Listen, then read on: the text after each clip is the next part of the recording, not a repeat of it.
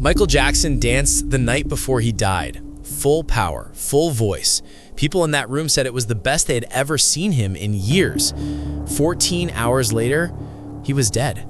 And the doctor paid to keep him alive was in the next room, on the phone, with his girlfriend. Here is what nobody tells you.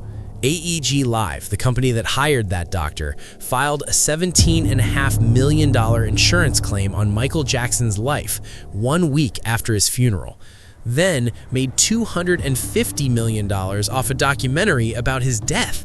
Then their president wrote an email to his colleagues that said, and this is a direct quote from court documents, "Michael's death is a terrible tragedy, but life must go on. AEG will make a fortune." This is not a conspiracy theory.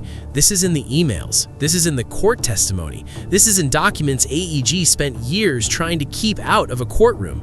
And what those documents show will make you furious. Because this story, like every story about powerful people, begins and ends with money. By 2008, Michael Jackson was cash broke, not normal broke. $400 million in debt broke. But here is what the media never told you. He was broke in cash, not in assets. He owned 50% of the Sony ATV music catalog. Beatles, Elvis, thousands of artists, worth hundreds of millions, maybe billions. Sony had been trying to get that catalog back since the day he bought it. Dead men cannot negotiate. AEG came to him in 2008 with the Comeback Tour, 50 shows in London. What they buried in the contract was this: if Michael failed to perform for any reason, AEG would take control of his company and pull their losses directly from his music catalogs. He signed away his entire legacy just to pay his bills. And from the moment he signed, AEG's own internal emails show he believed he could not do it. March 5th, 2009. Michael is supposed to appear at the O2 Arena to announce the tour publicly. The cameras everywhere, the whole world watching. He shows up 90 minutes late. AEG's president, Randy Phillips, sent an internal email that night. It said, "Michael is locked in his room, drunk and despondent. I am trying to sober him up. He is an emotionally paralyzed mess, riddled with self-loathing and doubt." 2 months later, Phillips told CNN on camera, "He is as healthy as he can be, no health problems whatsoever." The same man, two completely different realities, one for the boardroom, one for the public. Meanwhile, rehearsals were falling apart. Michael was missing sessions, showing up shaking, unable to learn choreography he had performed thousands of times. His musical director wrote internally, "MJ is not in shape enough to sing this stuff live and dance at the same time." The show director, Kenny Ortega, who had known Michael for 20 years, sent a desperate email to AEG. He wrote, "It is like there are two people there, one deep inside trying to hold on to what he was, the other in this weakened and troubled state. I believe we need professional guidance." AEG's response was not to get Michael help. Their response was to call his doctor. And that doctor is the center of everything. Conrad Murray, cardiologist, hired by AEG, paid by AEG, $150,000 a month. Michael Jackson never signed Murray's contract. AEG did. This came out during the criminal trial. AEG employed the man whose job was supposed to be to protect Michael. Murray was not exactly a stable choice for the role. By 2009, he had 7 children by 6 different women. He was behind on mortgage payments, behind on child support, financially desperate. And suddenly, he's making $150,000 a month from the company that needed Michael Jackson performance ready at any cost. You cannot make this up. AEG's own emails show executives pressuring Murray directly. One email from Paul Gangawar, AEG's co-CEO, written 11 days before Michael's death, addressed concerns that Murray had kept Michael from a rehearsal the day before.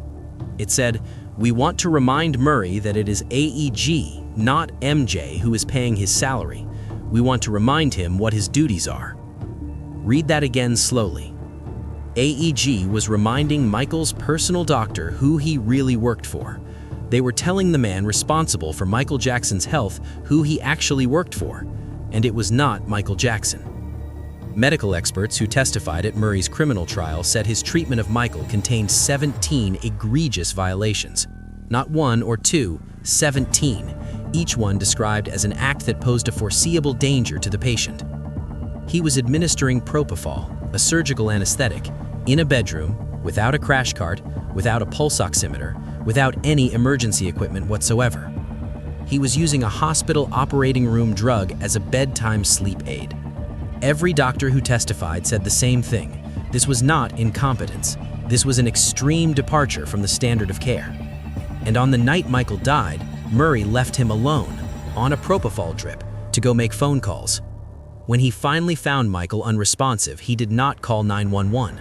He called his girlfriend. He called a Jackson assistant. He called a security guard.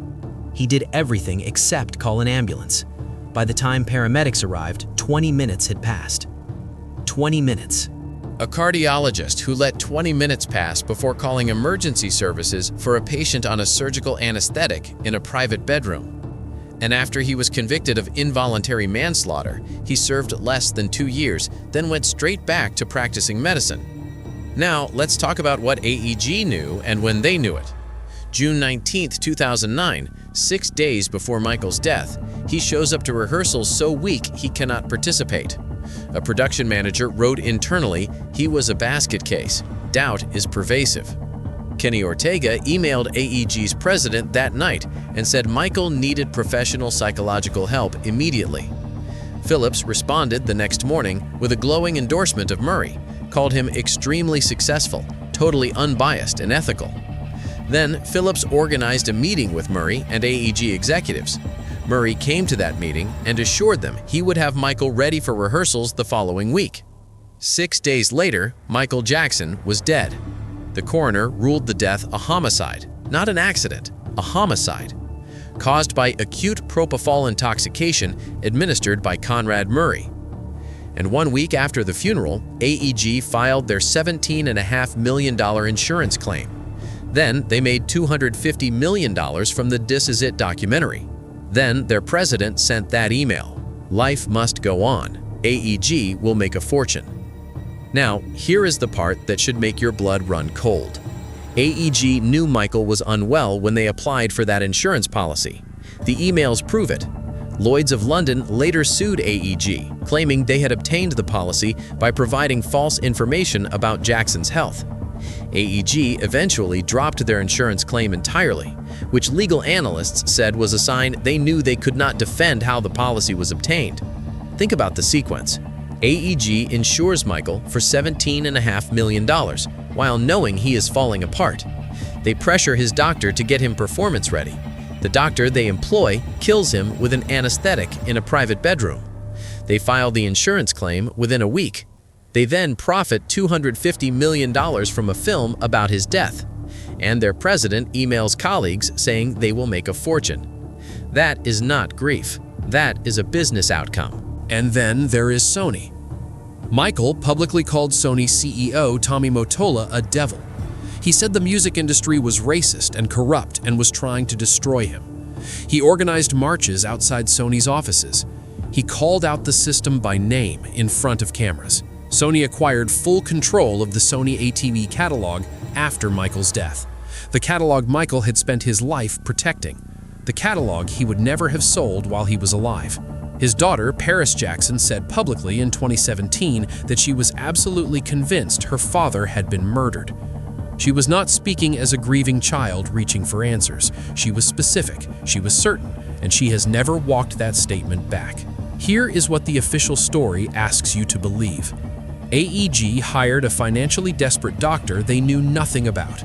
That doctor administered a surgical anesthetic in a private bedroom with no emergency equipment 17 nights in a row. AEG executives saw Michael deteriorating for months, pressured his doctor in writing to get him performance ready, obtained a $17.5 million insurance policy while knowing he was unwell, and then made $250 million from a film about his death. And all of this was just a tragic series of unfortunate events with no coordination and no intent. That is what they want you to believe.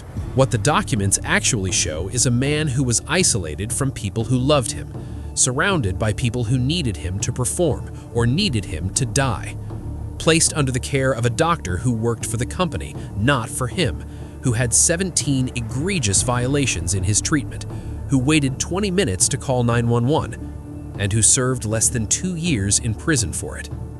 Michael Jackson sold over 1 billion records. He was the biggest artist in human history. He died alone in a bedroom with a propofol drip in his arm while his doctor made phone calls. And the people who put him there made $250 million before his body was even buried. If you think the full truth about what happened in that house has ever come out, you are wrong. The sealed documents, the dropped insurance claims, the emails AEG fought to keep private, none of it has been fully explained. We will be watching. If this video made you think, subscribe. More of this coming, and tell me in the comments, do you think Conrad Murray acted alone, or was he just the one who got caught?